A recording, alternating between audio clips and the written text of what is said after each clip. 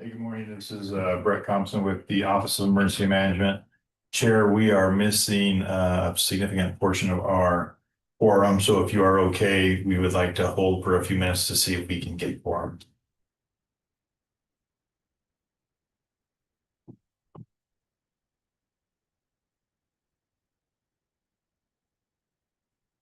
All right, hearing nothing, we will hold for a few minutes to see if we have quorum. Morning.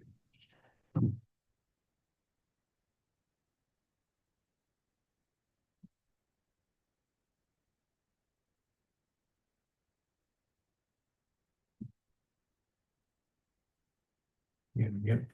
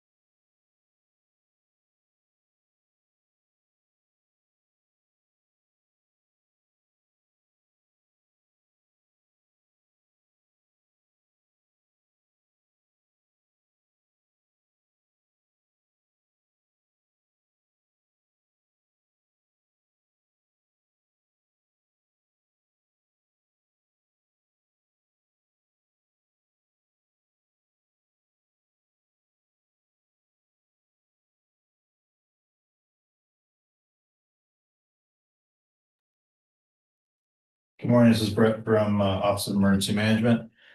We are still too short for quorum. I will give it until 10:05 to see if we can make quorum before we make a decision on executing or postponing this. Thank you.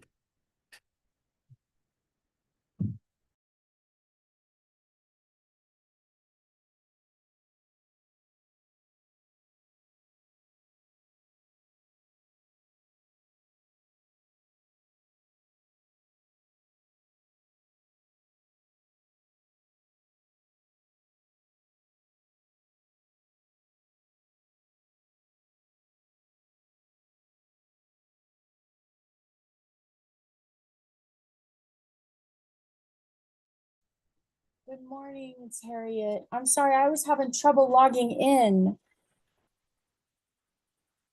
Can you hear me? Morning, Harriet. This is Brett Thompson with OEM.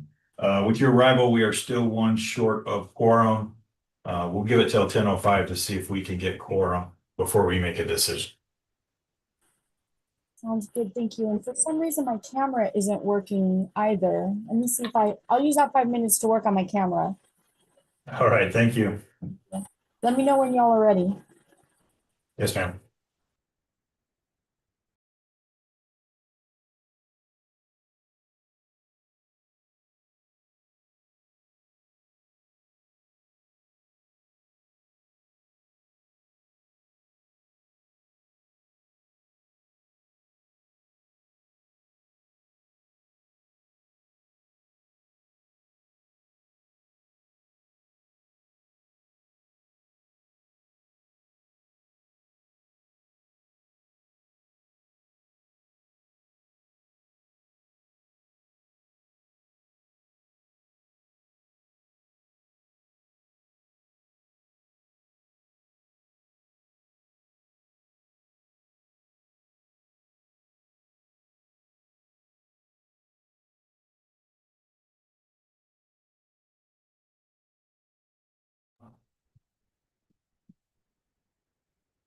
Good morning, Chair. This is Brett Thompson with the Office of Emergency Management. It proves that we look like we have quorum. Obviously, we'll verify that through a roll call. The meeting is yours to call to order. Perfect. Thank you, sir. Good morning, everyone. This is Harriet Vegas. It is, what time is it? It is 11:06. I'd like to call the September 30th, 2025 meeting of the Nevada Tribal Emergency Coordinating Council to order. Ms. Boris, will you conduct the roll call, please? I believe it's 10. You are correct. I apologize. Lauren, go ahead.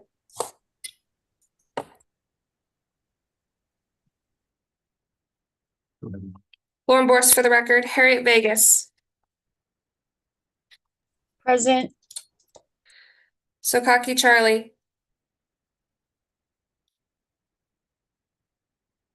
Jackie Conway. Don Pelt. Present. Thank you. Marianne Perez. Ken Keener. Present. Thank you. Ross Rivera. Present. Thank you. Lori Tom. Daniel Thayer. Here. Thank you. Brett Compton. Present. Emily Gould Monahan. Good morning. Samantha Laddick.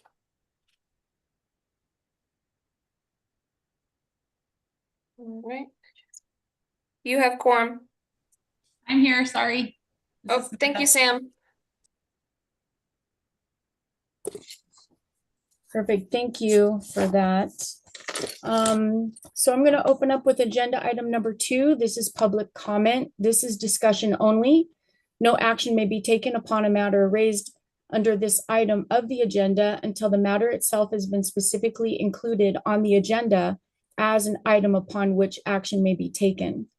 Public comments may be limited to 3 minutes per person at the direct discretion of the co-chairs. Comments will not be restricted based on viewpoint.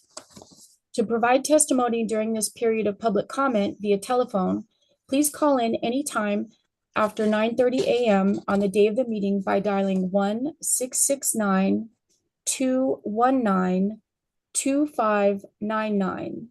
When prompted to provide the meeting ID, please enter 202-331-8963 and then press pound. When prompted for the participant ID, please press the pound key. When asked to provide public comment, please press *6 to unmute your phone and *6 again when your comments are complete. Please be advised that the YouTube stream will be between 60 and 90 seconds behind the live meeting. If you would like to present a public comment, please call in using the number above to hear the meeting live. So while we wait for that lag time to catch up, are there any comments there in Carson City? No public participation in Carson City. Thank you. Are there any public comments on the phone? No, ma'am, seeing none. Thank you. Are there any members on the call that would like to provide a public comment?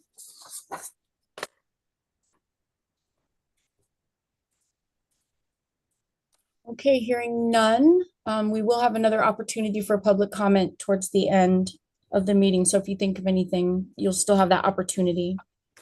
So with that, we'll close out agenda item number 2 and move on to agenda item number 3. This is the approval of minutes.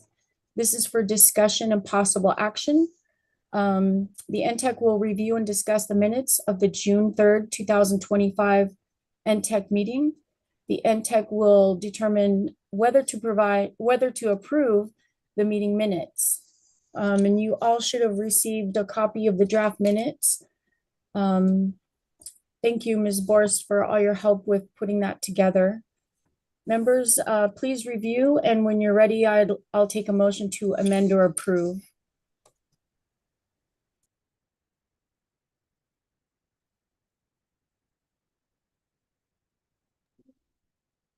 Ken Coiner, Washoe Tribe, motion to approve.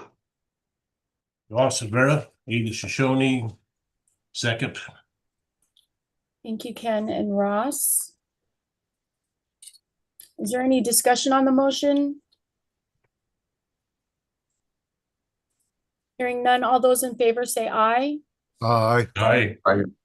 Aye. Any opposed, say no. Okay, the motion passes. All right, that'll close out agenda item number 3, and we'll move on to agenda item number 4. This is the Office of Emergency Management updates. This is for discussion only. Co-Chair Brett Compston will provide the Ntecc with an update on fiscal year 2025 DHS grants, legislative results, and upcoming events. Chief Compton, I'll turn it over to you, sir. Good morning, Chair. Brett Thompson for the record. Let's start with the grants news. So good news, all grants that we have expected for 2025 were awarded effective yesterday from FEMA. And also, as expected, all grants except for Emergency Management Program Grant, EMPG, were immediately put on hold for additional review by FEMA. This was not unexpected. We do not know when those holds will be removed, but was planned. A couple of other updates of significance. We did receive an increased amount in Homeland Security grant. We have a litany of questions related to that additional award that we are trying to get answered before I publicly release the details on that. I would also like to announce that we received a new grant that is a competitive grant that the team put in for this year, which is for next generation warning. And that grant will help us provide satellite-based internet to rural communities and, more importantly, to our tribal partners, all tribal partners in the state. So that is a huge, huge, huge win. Of course, it is also on hold for additional review. I would like to thank all participants in all of the grant processes, in particular my team, for the accelerated and very abbreviated grants timeline. So this year, typically, grants are announced in March, and we have 60 days to work through that process. This year, they were announced in August, and we had 14 days to work through the process, which really translated to 9 working days with the requirements for all of the public meetings and open meeting law posting requirements. So really Herculean effort from those folks, applicants, and the team here at OEM, and I couldn't get that we got through that. Also of significance is the period of performance for EMPG and HSGP were both amended from 3 years to 1 year. That will have a significant impact, especially if there are delays as these grants are put on hold and reviewed. Very challenging situation there to spend 3 years worth of money in 1 year. Would like to provide an update on BRIC, the Building Resilient Infrastructure and Communities. That program was suspended. We have not received official word that it is canceled, but we have also received 0 actions or communications from FEMA on this. I think it's pending litigation, and at this point, it's essentially suspended. Updates and review in regards to the FEMA Review Council. So the Review Council has been doing due diligence across this country, meeting with emergency managers, industry, government, and I would expect that we will see the first release of their report to the president in the December timeframe. Will not be in October. Upcoming events that OEM is involved in of significance. We are 2/3 of the way through the RIPS, or the Regional Integrated Preparedness Symposiums. We have completed Region 1 in Southern Nevada, Region 2 in Northwest Nevada, and in October we will be headed to Elko to do Region 3. This is the process in which we review the THIRA, the SPR, and synchronize the IPP. And I don't know if I could get any more acronyms in that sentence. I tried. In addition to that, in early September, we participated in a 4-state emergency management transportation workshop. It involved the states of Nevada, California, Arizona, and Utah, with the focus being on how do we increase our ability to coordinate across borders when we have emergencies on our transportation systems that are regional, how do we synchronize messaging? How do we communicate with the public in the most effective means possible and provide resources during regional disasters and emergencies? That will be an enduring effort. That was step one of that process. In addition, here at the Office of Emergency Management, as a result of the cyber attack on the state of Nevada, we did lose our web EOC records and history and data. And as a result, have decided to transition to a Microsoft Teams EOC based platform. That will be new for us, but it doesn't make any sense to go back and rebuild something that we've completely lost. In addition to that, OEM was blessed to have a visit from one of the 3 National Incident Management Assistant teams. I'm at Team Red. They're focused on the West Coast for major national incidents, and they were able to spend a day here with us, teaching us about things that they do and us sharing some Nevada specifics, particularly how to say the word Nevada, which they appreciated very much, I'm sure. In addition to that, we will be sending a team to the National Emergency Management Association in the middle part of October.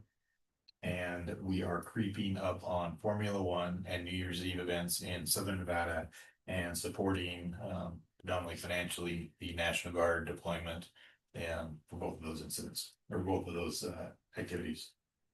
As far as organizational changes here at the Office of Emergency Management, we have made a name change. So my preparedness portfolio is now being referred to as preparedness and response. We moved the watch officer, Rodney Wright, within the preparedness team. And so that is now preparedness and response. In addition to that, we have changed leadership in the mission support portfolio. Chris Daniels is now leading that portfolio, and we've renamed that to technology and mission support. And we have separated the fiscal and the grants teams. Each of those are their own team at this point. That is all I have for updates from OEM. Thank you, Chief, for that update. Are there any questions from the members? This is Ken Gwine of Washoe Tribe. Could we, in an upcoming meeting, get more information and perhaps a demonstration on the new web EOC alternative? This is Brett Compton for the record. That is affirmative.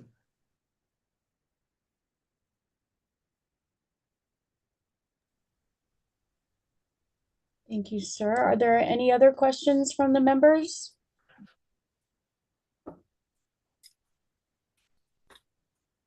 Harriet, Cliff Yeah. Banuelos has his hand up. Yes, I see that. Mr. Banuelos? Thank you. Can you hear me? Yes, sir. For the record, Clifford Banuelos, Tribal State Environmental Liaison with Intertribal Council of Nevada.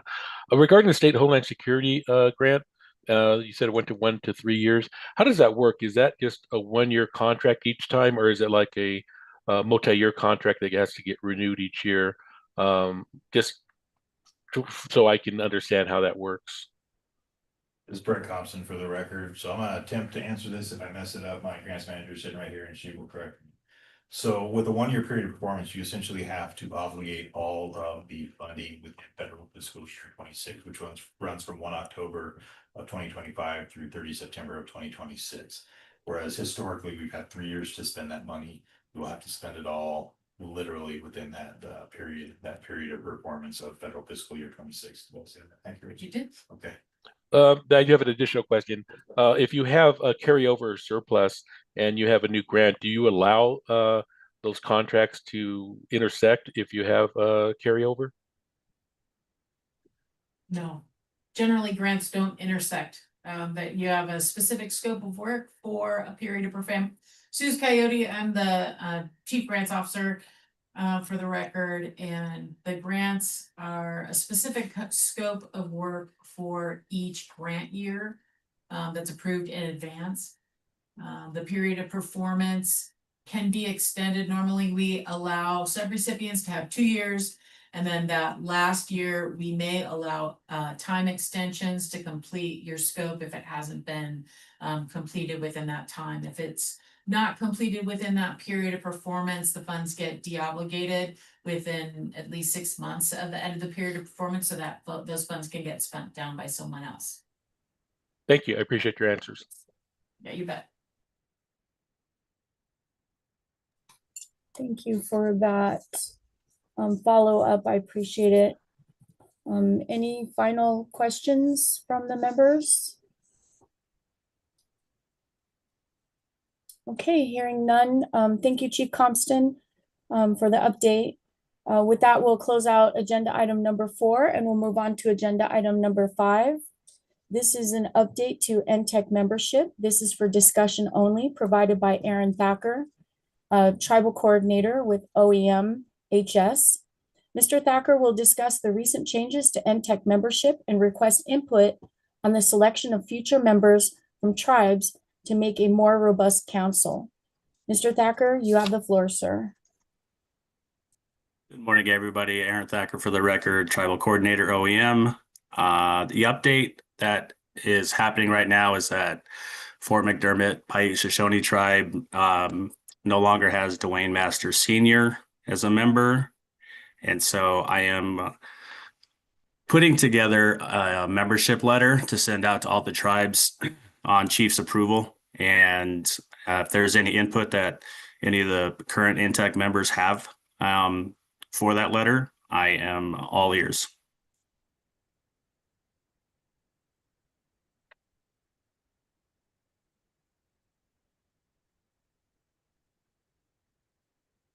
Chair, this is Brett Thompson. I have a request of the Ntecc members in regards to this item. So as we solicit additional membership, because the Ntecc is authorized to have one appointed member from each of the federally 28 recognized tribes within the state of Nevada. And obviously we have a very small voting membership at the current time. So any assistance we could get with any members of the team reaching out to your peers would be greatly appreciated. Obviously, the more people we have at the party, the more perspectives we have and the more input we have, and hopefully the more valuable services we can provide. And so that would be my ask, if members would help us in this endeavor to re-establish the membership. I think we only have 9 of 28 tribes with appointed members.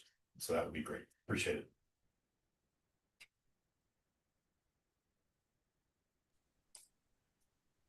Thank you. This is Harriet Vegas for the record. I'm just curious if possibly, I hate to put you on the spot, but maybe Daniel Thayer. I see Crystal Harjo's on the call also. Do you guys maybe have previous letters that were sent to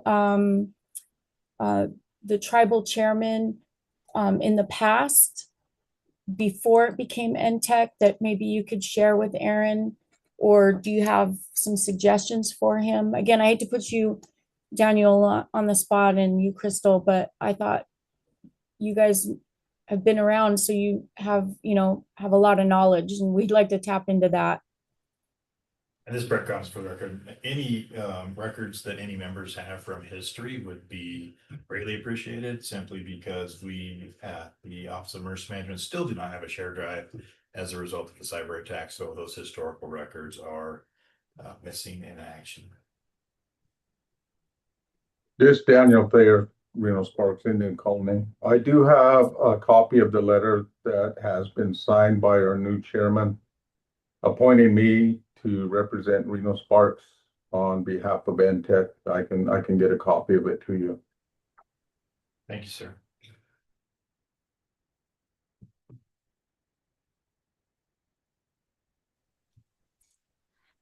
Chief, this is Crystal Harjo for the record from BIA's OEM. I might have some previous records from the former Ntecc somewhere. I would just have to find them, but everything that I did have was transferred over to your guys's system. Thank you. So I'll take a look. Thank you. Thank you, Mr. Thayer and Ms. Harjo. And I did send my appointment letter also to Mr. Thacker, because that's at first what I thought he was looking for. But I'll also look around and see if I'll do a deeper dive. We just had a rough day yesterday here. So I'll do a deeper dive and see what I can find, and I'll share that with you guys. So Mr. Thacker, was that the end of your report? Yes, thank you very much, Harriet. And yes, I did receive your appointment letter, but I think that was just, again, your chairman saying that, yes, they're requesting you as a member. So Perfect, thank you. thank you. Are there any questions or suggestions for Mr. Thacker from the membership?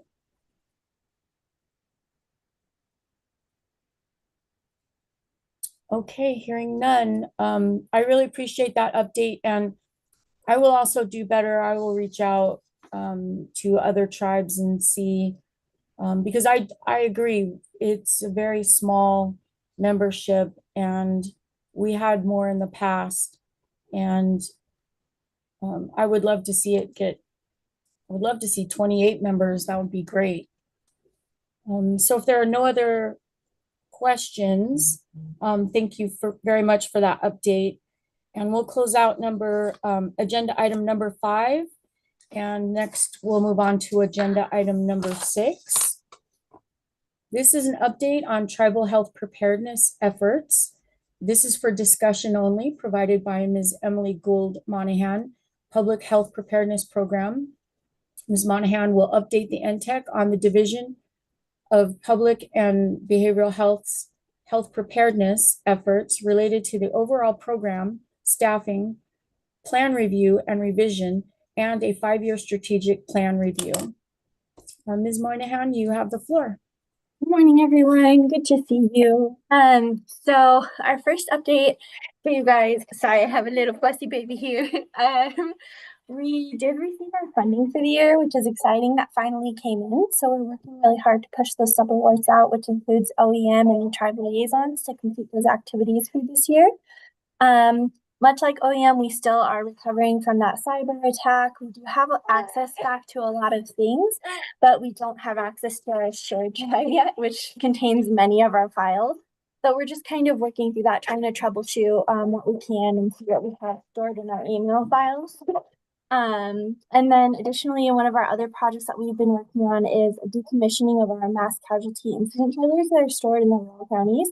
So every county does have an MCI trailer. It's just kind of gotten to a point where it's easier for the counties to maintain rather than us. So in the process of decommissioning those trailers, we've been offering them to the counties. And many of the county partners have accepted their trailers, but the ones that, if they have not yet responded or are planning to not accept those trailers, we would like to offer those up to our tribal partners. We just don't have a current list of that yet, so we're still working through it. It's going to take probably a year or two to work through. I mean, that timeline could change. That's what I've been told. So once we kind of have an idea of how the first 2 trailer decommissioning process goes, we'll let you know like who is going to take those and what might be up for grabs. And then we are working through our strategic plan again. It's just an annual process. We still maintain those work groups. Really, we're looking kind of more for input from our tribal partners with the behavioral health work group. That could always use additional membership to see if there are things that you would like to work through across the tribal nations across the state, see what we can do and implement those projects. So I don't really have a good list of what they're working on right now, but I know that they have a work plan and a project charter. So I am happy to share that with the group if anyone is curious and thinking about joining. So I can share that with the group. And then what else are we working on? Oh gosh. Those are kind of our priority projects for right now. I feel like there was something else. I'm so sorry. I think I'm forgetting it. That's probably it, pending any questions, but I am happy to drop any other updates in the messaging ones if I remember that. Thank you very much, Ms. Moynihan. I appreciate that. Are there any questions from the members?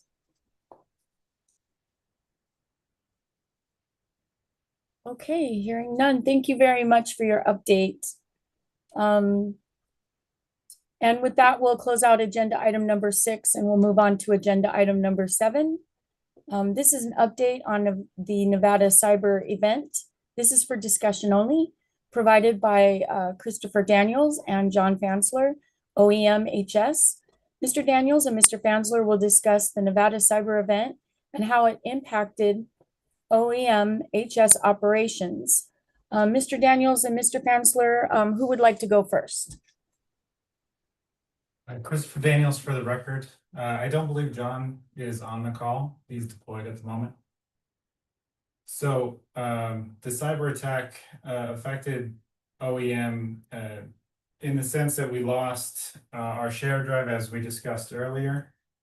That mainly affected the majority of our finance operations.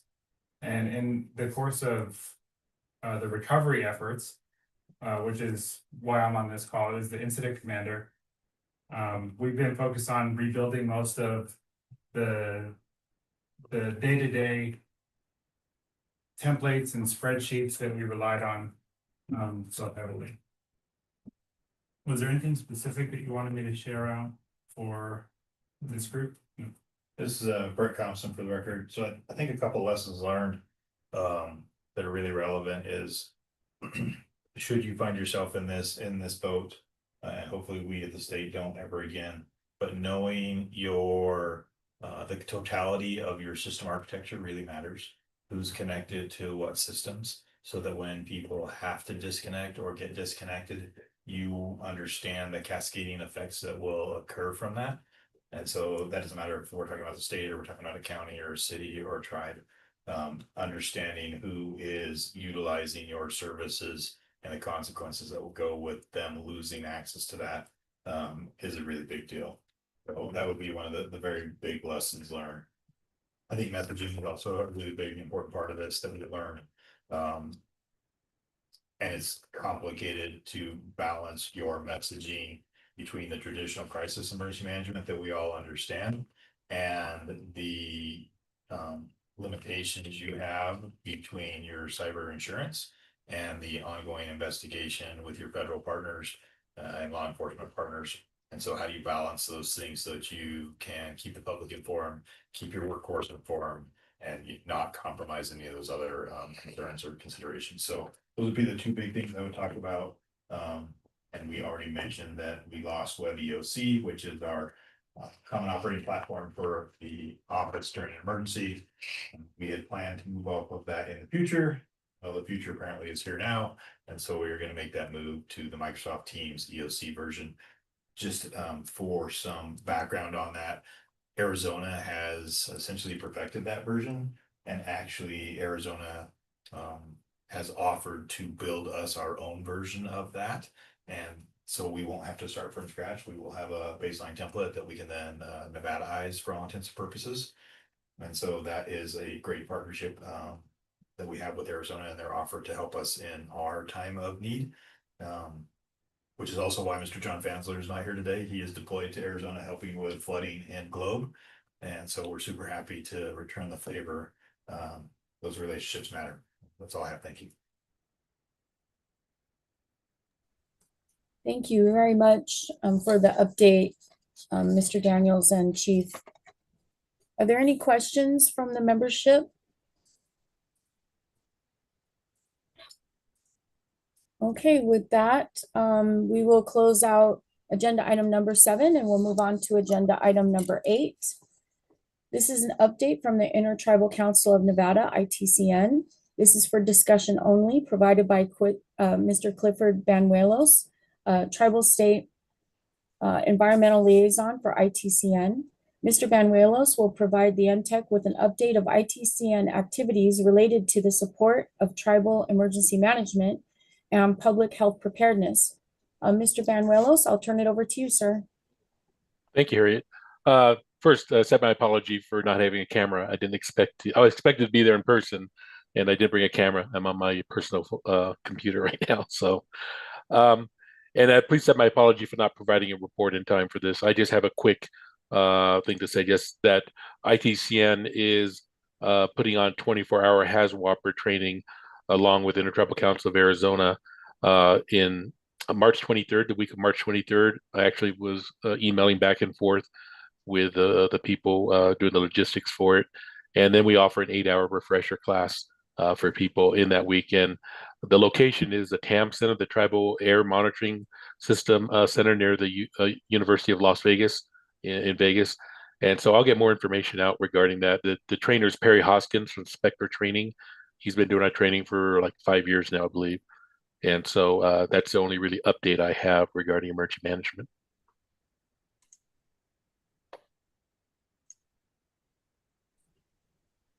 Thank you, Mr. Banuelos. Do we have any questions for Mr. Banuelos regarding his update?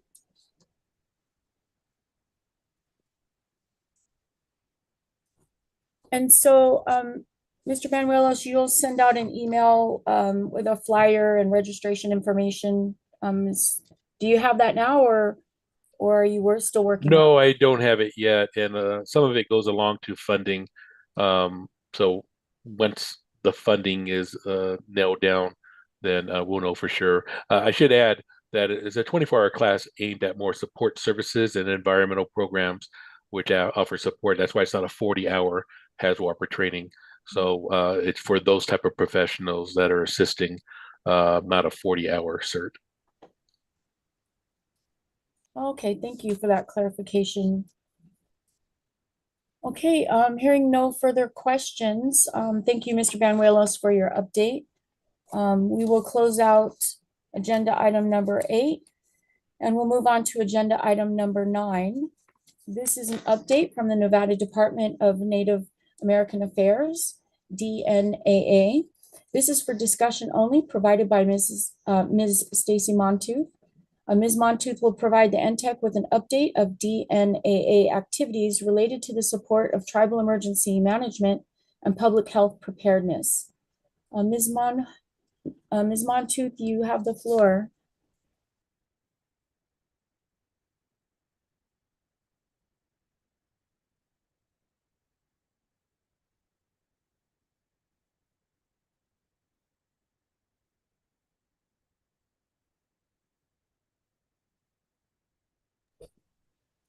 So it appears Ms. Montooth is not on the call.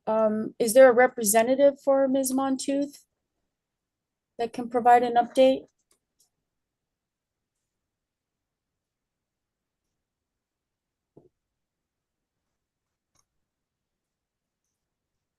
Okay, I don't see her on the list.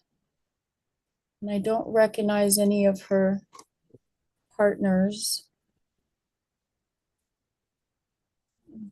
Okay, so we'll skip agenda item number 9. And we'll move on to agenda item number 10. This is the Tribal Nations Training Week. This is for discussion only, provided by Ms. Ruby Dawn Manning with FEMA. And she will provide the Ntecc with updates of upcoming tribal trainings. Ms. Manning, you have the floor.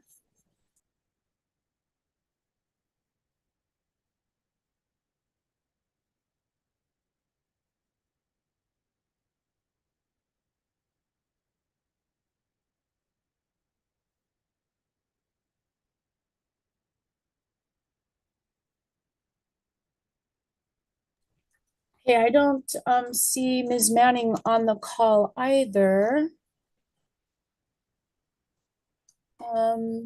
Is there a representative from her office that can provide an update? I don't recognize any names either.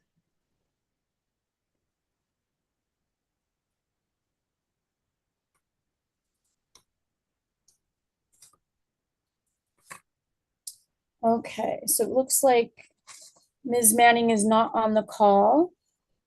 So we will we'll table agenda item number 10 for the next meeting, as well as agenda item number 9 for our next quarterly meeting. So with that, we will move on to agenda item number 11. This is the grants status reports. This is for discussion only, provided by Shay Sloan, OEM HS. The Ntecc, I'm sorry? Did somebody say something? I think it was just a cough chair. Thank you.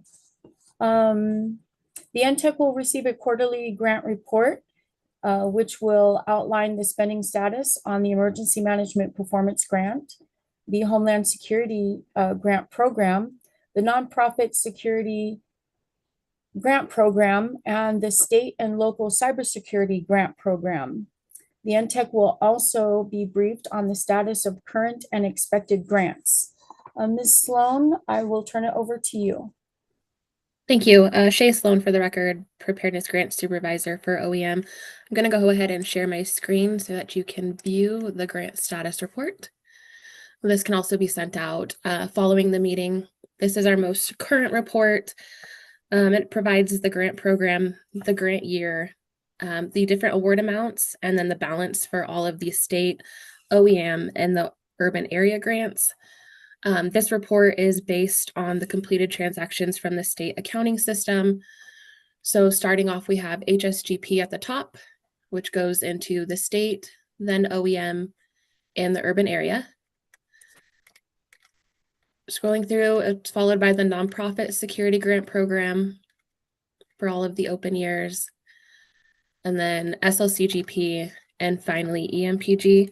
Like I said, I can go ahead and have this sent out following the meeting. And then Chief Compton already briefed out on the status of our current grants. So if there's any questions, I'd be happy to answer them.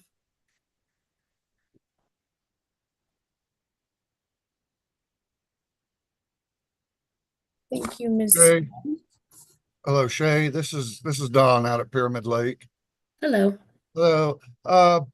Trying to find out, do we know when the tribal Homeland Security grant's going to reopen again? I just recently found out all of our 800 megahertz radios are going to term out at end of life, and we're going to have to replace everything, both mobiles and portables.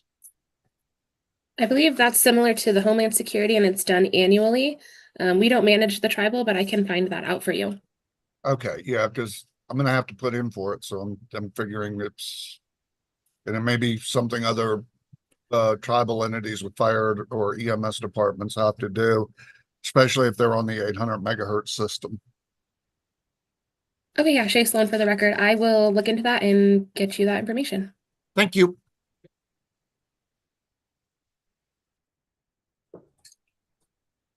Thank you for your update, Ms. Sloan. Are there any other questions from the members?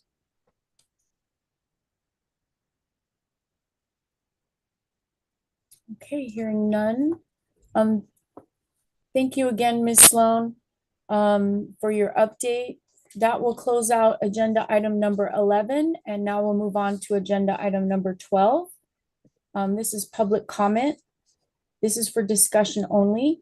No action may be taken upon a matter raised under this item of the agenda until the matter itself has been specifically included on the agenda as an item upon which action may be taken. Public comments may be limited to 3 minutes per person at the discretion of the co-chairs. Comments will not be restricted based on viewpoint. Are there any comments from Carson City? There are no comments from Carson City. Thank you, sir. Are there any public comments on the phone? Lauren Borst for the record. Melissa Dolan has her hand up. Perfect. Yes, Ms. Dolan. Good morning, everyone. Thank you for allowing me to be here. My name is Melissa Dolan. I am the Tribal Relations Specialist for the Humboldt-Tawi National Forest. I just wanted to share that just recently a flyer went out for fire hire in a number of positions in our forests. So I can forward that email with that information to you. And I also wanted to share that there is a grant process that is available right now for firewood banks, and the grants range from 15,000 to 50,000.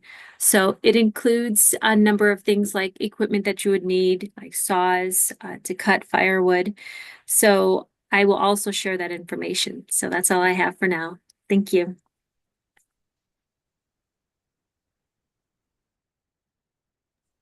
Thank you, Ms. Dolan, for that.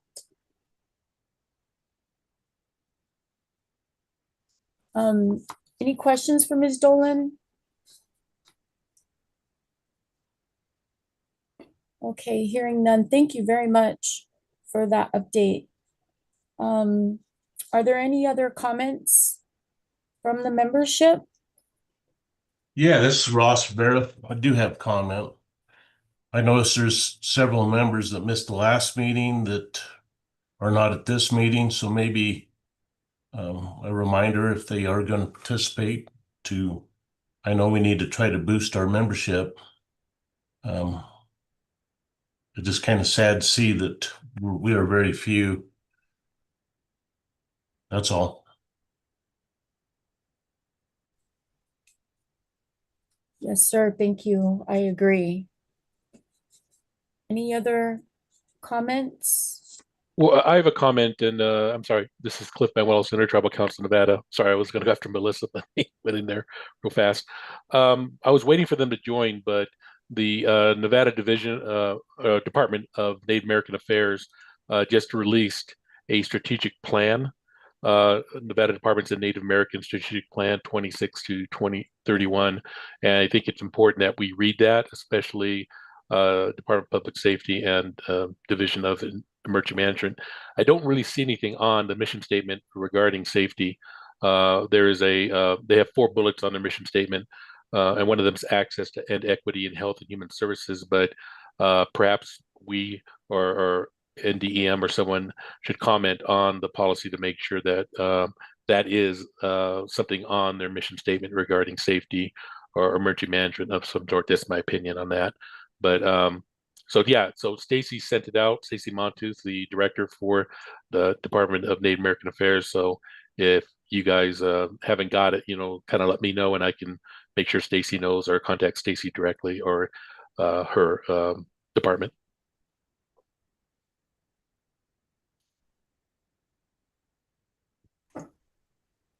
Yes, sir. Thank you for that. Are there any other comments?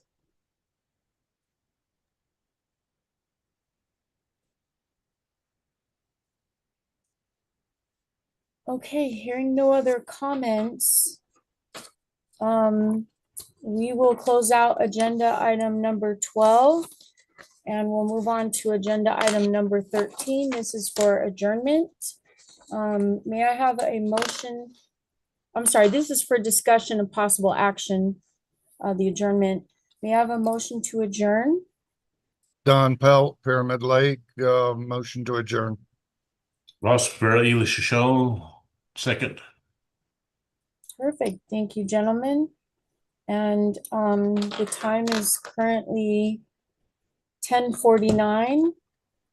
And with that, we are adjourned at 10:49. Have a great rest of your day, and thank you for joining us on this call.